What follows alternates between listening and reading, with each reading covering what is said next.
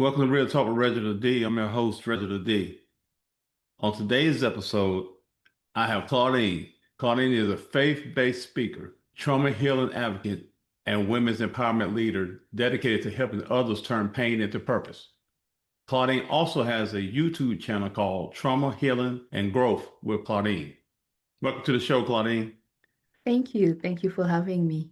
Absolutely, absolutely. So, Claudine, can you take us back to where your journey began, where you grew up, and what your childhood was like? Absolutely. Like you said, my name is Claudine Iyabakiriho. I was born and raised in Rwanda. And through my childhood, I grew up to see a country that was rebuilding itself after the genocide of 1994. And witnessing that as a child, I learned at early age about resilience, about community and hidden pain. In my family, I was the firstborn of my family, and I grew up being responsible for my siblings, who were four children. So I became responsible at a very young age for my siblings, for my own mother, and later on for my own daughter. And that's who I am. I moved in Canada 2007, and I am a mother, I am a counselor, and a licensed financial professional. Okay. So, what was the pivotal moment or experience in your early life that shifted your perspective on purpose and identity? Right. So my pivot moment was when I moved to Canada, of course. It was after 4 years of job race after I finished my high school. I had no direction of life. So when I landed a scholarship to come to Canada, definitely that was the pivot moment for my life. I had dreams, I had goals to accomplish, and that was the gate to get to those goals. But as soon as I landed to the Canada soil, I quickly realized that it was not that easy to have to achieve those goals, to reach those dreams. I worked really hard. I worked multiple jobs, um, but I felt like I was not going anywhere. I struggled for the last 15 years working multiple jobs and not seeing any progress. I saw myself still struggling and wondering how I can make it work. I felt unseen, I felt stuck. But the moment of change for me came in my 40s when I experienced the breakup. And that breakup it cracked me open, it cracked my heart open. And it was the moment whereby I started thinking about my entire life and started wondering why I was living that life. Why was I living a life that was not the life I was dreaming of when I come to Canada? So I really sat with myself and turned 316 inward degree and thought about myself and how I could change my life. And that's why I had a really talk with my God and asked God what He wanted me to do, what was my purpose, who I was, why despite working really hard, having dreams and goals, I was still nowhere to get to those goals. So I had to sit down with Him and have conversation and ask about who I was and what He wanted me to do in this life and how I could heal my pain and trauma and stop trauma leading my life and start living a trauma-free life. So that was my pivot moment. So, let's talk about that. And that's very important that people got to understand you. Sometimes you have to focus Mhm. on yourself and talk with God and see what it is He has for your life and the direction He wants you to go. So, you're talking about trauma in your life. What type of trauma did you have in your life? I experienced all time of trauma. Like I said, I grew up in a country that suffered from genocide. I had those childhood trauma, war traumatic experience. And then when I moved to a new country as well, I came with a luggage, and then moving to a new country as well, I came with another luggage to understand and live in a new culture where I knew nobody. English was this small, so I had to learn to speak English and go to university and catch up really quick. I had to learn to live in a Canadian culture. Everything was new. So, and that brought a lot of traumas, the existing one, and it kept adding up. And I kept living in that traumatized experience until the moment I had to sit down and ask myself those questions. I was like, why do I still live in this trauma? It needs to go if I need to get where I want to go.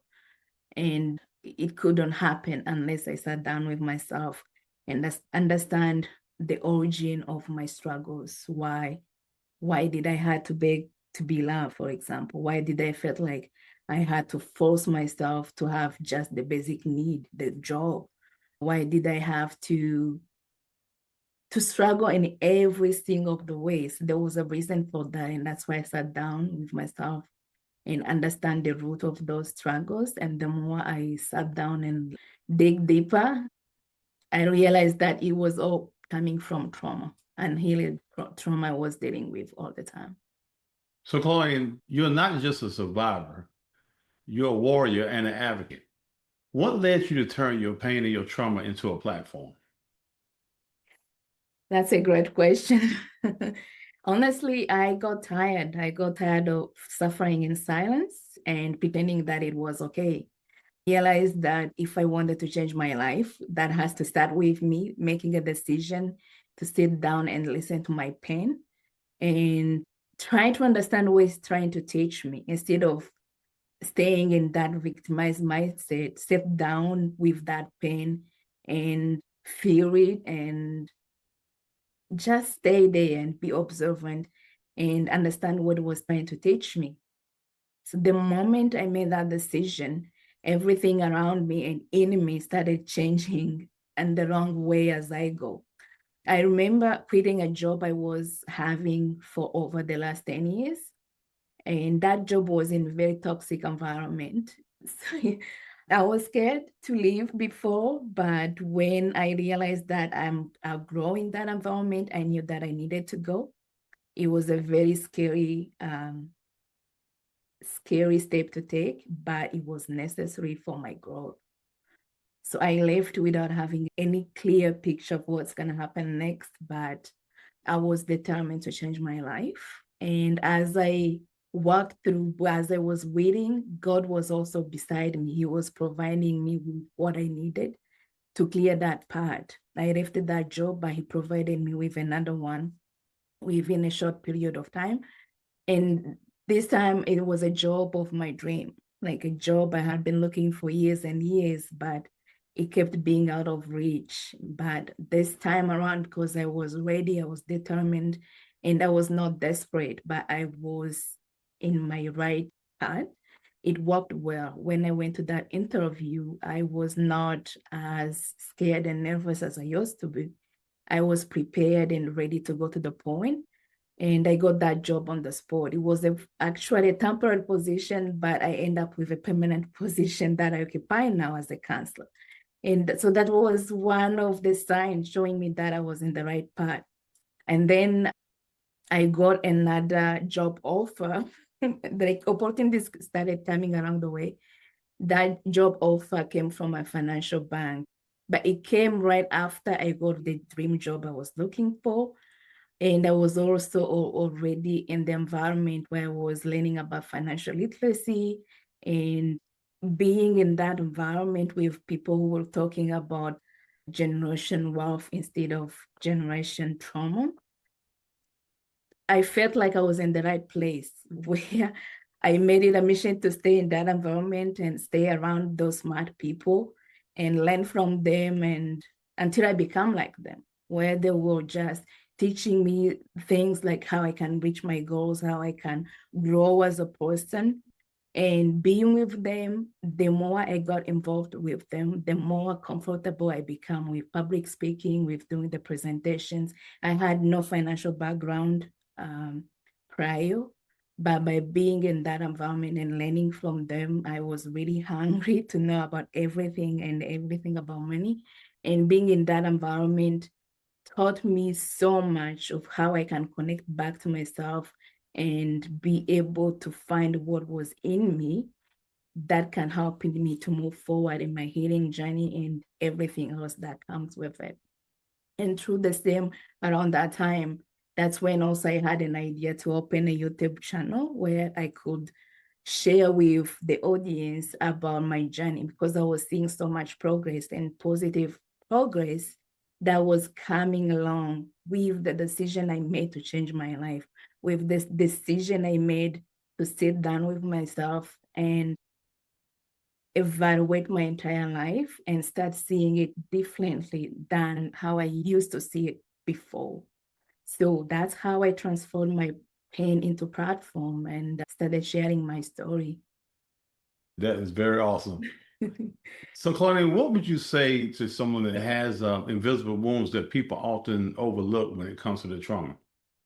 Actually, sometimes we think about trauma as something that only happens to us, something that happens to you, but it's also about something that we never have, something we never had the chance to have in our lives. Things like validation, for example, safety, or maybe nurturing environment where you feel safe and loved and nurtured. Most of us, we don't have those kind of opportunities when we grow up. And by the time we are at that physically, but emotionally, mentally, spiritually, we are still like lost children who don't know how to live in this world. So many people carry a lot of wounds in themselves. And those wounds, they transfer from generation to generation. We see them in culture to culture. It doesn't matter if you're Black, white, or anything. It's all universal, how we deal with our feelings, emotions, and behavior. So those invisible wounds, if we don't take time to actually sit with them and understand where they come from, the root cause of those, they transfer into scars that shapes our entire lives.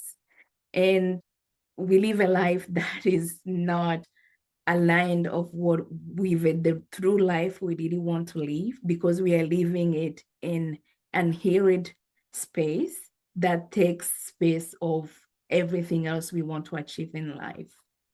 So yeah, trauma it's a complex thing.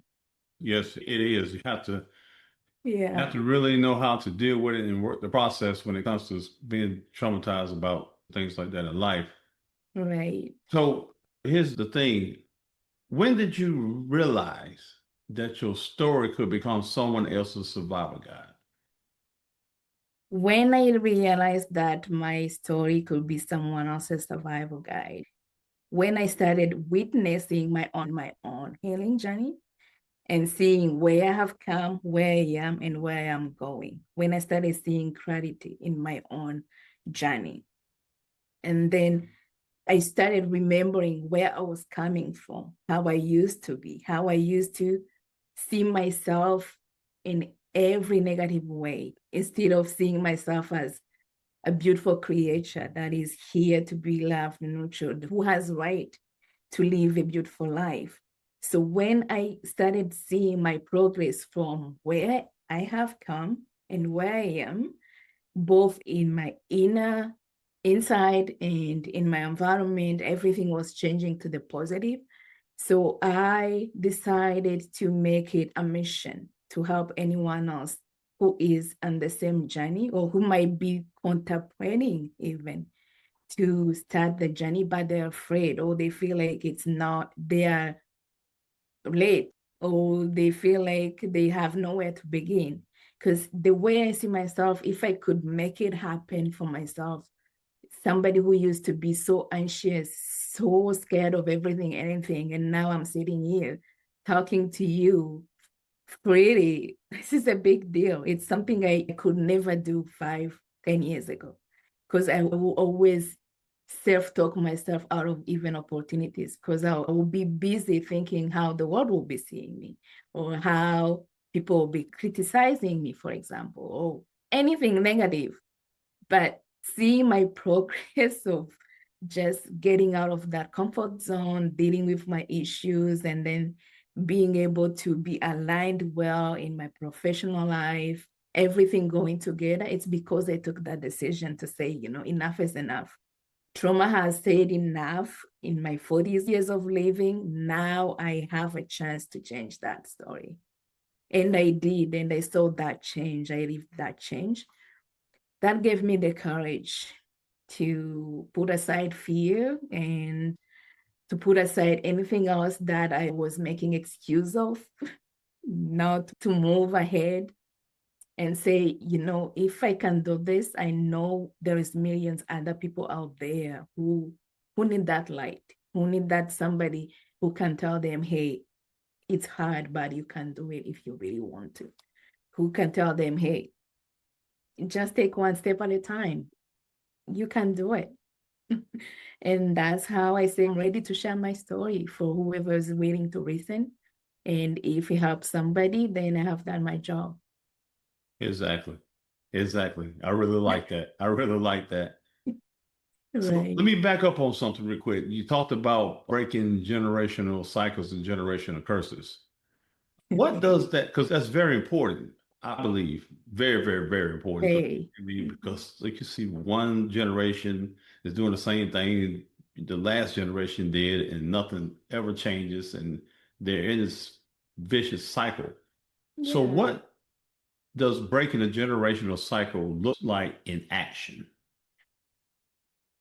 It's like a war zone, if I'm being honest. It's very brutal. It means that you make decision to refuse to pass down what broke you. You refuse to pass down the pain, the trauma, the struggle to your next generation to come. It's that opportunity, that decision you make for yourself and say, the trauma that I have been carrying all this time, it's ending with me. I'm not passing it to my daughter and the next generation. It's that time I sit down with my family and have those tough conversations that we never had before, and be real about those conversations and be able to tell them, like, it's okay to say no. It's okay to say that I'm responsible for myself, and it's okay for me to say no, to keep enabling you if you're doing something that is not helping you.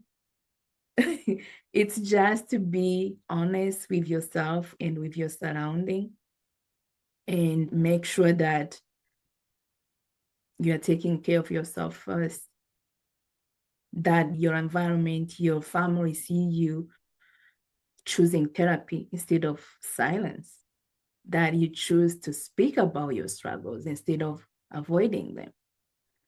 And it's every day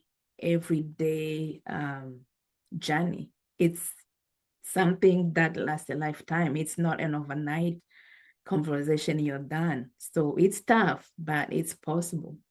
Yes, exactly. Think about it, you saying, being able to have your own voice. I always say, if you don't have a voice, you don't have a life. That's right. Yeah. It's all said and done. Mm-hmm. So, Claudine, for someone just starting their healing journey, what's the first step they can take today? One thing I would say is just being truthful to yourself. Face your truth, no matter how hard it is. That's your first point if you want to really get down to the root of cause of your troubles. You need to be honest with yourself and have those tough conversations with yourself. Have that time where you sit down and understand the root cause of your troubles, of your traumas, of why you're living a life that you don't see yourself living, but you're living it. It's that step to go to a counselor, to go to a therapist, to go to support group, whatever it is that is going to help you to get out of that obscurity. It's that with yourself, pretty much. Yes. So, how has your relationship with God or your personal faith shaped your mission and your decisions in life that got you where you are today? That's a very important question. My faith was everything in my journey. Doing it by myself, or anybody who, I don't know, maybe you might be a believer or not. So I have tried 40 years of my life trying to do it by myself. It never worked until I sat down with my God one-to-one and have those conversations and ask, Why am I here? What's my purpose? What do you want me to do to this earth? Why am I suffering? Why this? Why that? How can I change my life? And whenever I had those conversations with God, it worked. Sometimes I could not see the clear part, but if I sit down and listen, if he says, do this, you do that, and he will say, avoid this, adjust as necessary as you go, and I do, it always worked out. So faith has been always, always important in my journey and still is. And I believe it's a vital tool when you're working on yourself, involving your spirituality as well, so that you can do it in proper way, holistically. And one thing I realized about you is that you went from surviving to thriving. And I think that's important in people's lives because when everybody's just trying to survive every day, it's the biggest struggle It is. and the biggest roadblock for you to get to your purpose. So you have to get to the point where you're thriving. Mhm. So what helped you move from just surviving to now you're thriving and walking in your purpose and what God has for you? For me, it was the time I decided to put surviving to rest, when I give myself permission to just be me, when I give myself a permission to rest, to ask questions, really questions with myself and God, and strive to find those answers. When I stopped seeing survivor as noble and seeing it as an obstacle that I can get away from if I want to. Right. Just giving myself that permission to know that I deserve better, to know that I'm beautifully and wonderfully made, I'm created with God's image, and that I have right to live a life that I deserve. I gave myself that permission to stop seeing myself in struggles and feel like it's how it's supposed to be for me. I knew there was something more for me, and that to get on that more, I needed to get out of that surviving mode.